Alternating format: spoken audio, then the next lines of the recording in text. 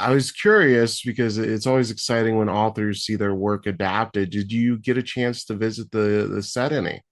I did, yeah. I got to visit when they were filming in London.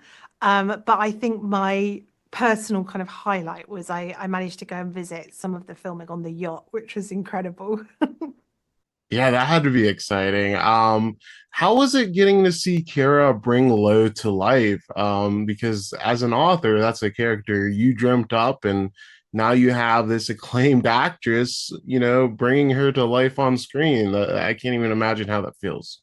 It was incredibly surreal. I mean, the whole process of sort of seeing, locations that I had described and characters that I dreamt up, in my spare bedroom 10 years ago, suddenly embodied in flesh and blood was incredibly surreal.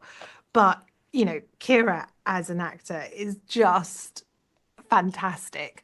Um, and I think, she's a lot more beautiful than I had imagined Lo. When I wrote Lo, I imagined her much more of a kind of every woman. And Kira, even, windswept and terrified on a yacht, looking a bit kind of ruffled, is still absolutely stunning.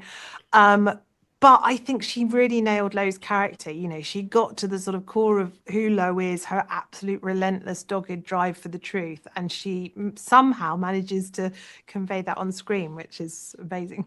And I wanted to ask you about the unique structure to the mystery you laid out because we find out who did it and like what happened about a bit over halfway of the film, at least.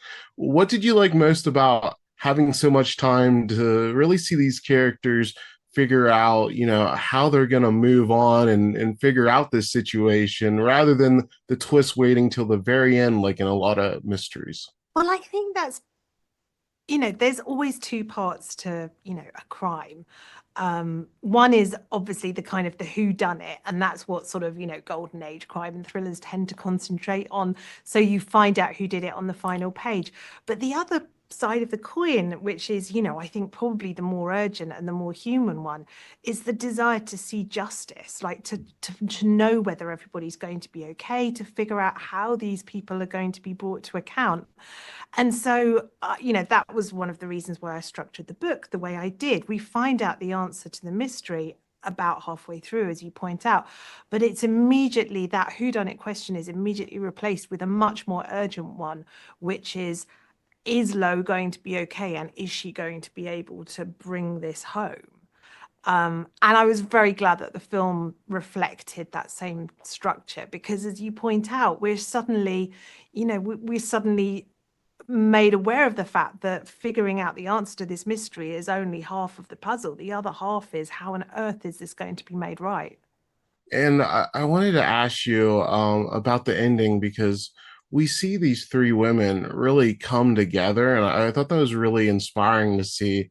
These common people really coming together to bring down this manipulative person.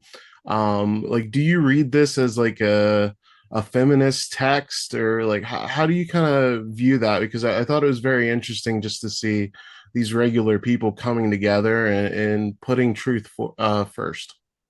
Well, so the interestingly, the ending to the film is probably the point where it's most different to the book. So in the book, we're completely inside Lo's head, and a lot of the kind of resolution takes place kind of off screen because she's not aware of what's happening. So there's a sort of similar women coming together to solve their problems, but Lo doesn't get that moment of closure at the end where she gets to, to see justice done herself. And so it was one of the changes that I loved about the film was that she gets that kind of moment herself to be able to do that.